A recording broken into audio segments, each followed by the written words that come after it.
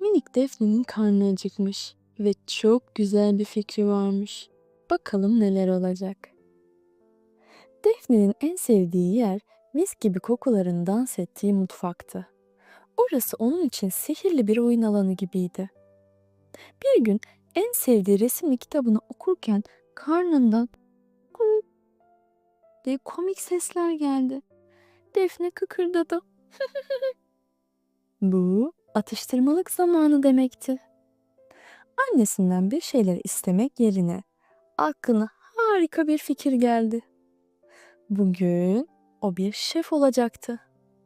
Hemen sandalyesine tırmanıp mutfak dolabından en değerli hazinelerini çıkardı.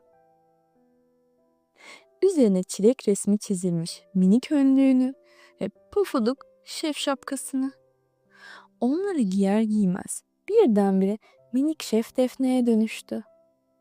Şef şapkasını düzelterek annesinin yanına koştu. Annesi onun baş yardımcısı olacaktı. "Anneciğim," dedi ciddi bir şef edasıyla. "Ben bugün kendi atıştırmalığımı hazırlayacağım. Bana lezzet hazinelerimi getirir misin?" Annesi gülümsedi. "Elbette Şef Defne, hemen getiriyorum." Birlikte buzdolabını açtılar. Kıpkırmızı birkaç çilek, sarı bir muz ve yeşil tüylü bir kivi seçtiler. Annesi yani baş yardımcısı meyveleri güzelce yıkadı ve Defne'nin önüne onun renkli kesme tahtasının üzerine koydu. Minik şef Defne işe koyulmak için sabırsızlanıyordu. Annesi ona sadece çocukların kullanabileceği, hiç keskin olmayan bıçağını ve yıldız şeklindeki kurabiye kalıbını verdi.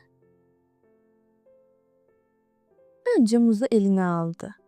"Sen şimdi altın sarısı tekerleklere dönüşeceksin," diye fısıldadı ve dikkatlice dilimledi.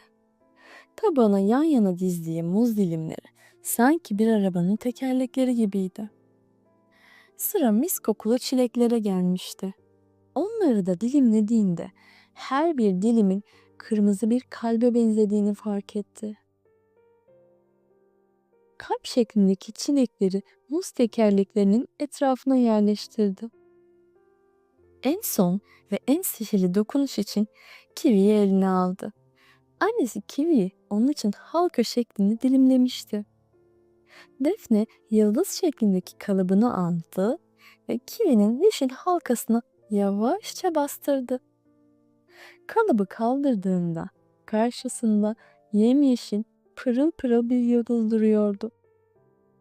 "İşte bu benim sihrim," diye bağırdı mutlulukla.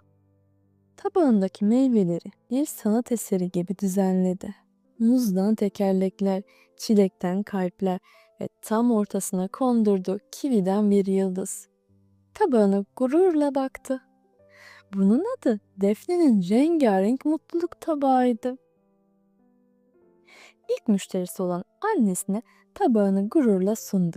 Annesi, "Ne kadar güzel, bu gördüğüm en harika atıştırmalık tabağı Şef Defne," dedi. Defne çatalıyla ilk lokmasını aldı. Kendi elleriyle hazırladığı meyvelerin tadı bir başkaydı. Hem tatlı, hem sulu, hem de mutluluk doluydu. Bir lokma da annesine uzattı. Annesi gözlerini kapatarak, bu hayatımda yediğim en lezzetli şey. Sanırım içindeki gizli malzeme sevgi," dedi. Defne o gün çok önemli bir şey öğrenmişti. Kendi elleriyle birazcık yaratıcılık ve bir tutam sevgiyle harikalar yaratabilirdi. Karnı doymuş, kalbi ise başarma hissinin getirdiği mutlulukla dolmuştu. Şef şapkasını çıkarırken bir sonraki lezzet macerasının hayalini kurmaya başlamıştı bile. Peki sevgili minik okuyucum, sen de Defne gibi mutfakta maceralar yaşamak ister misin? Hangi meyveleri seçerdin? Belki de sen bambaşka, çok daha renkli bir mutluluk tabağı yaparsın.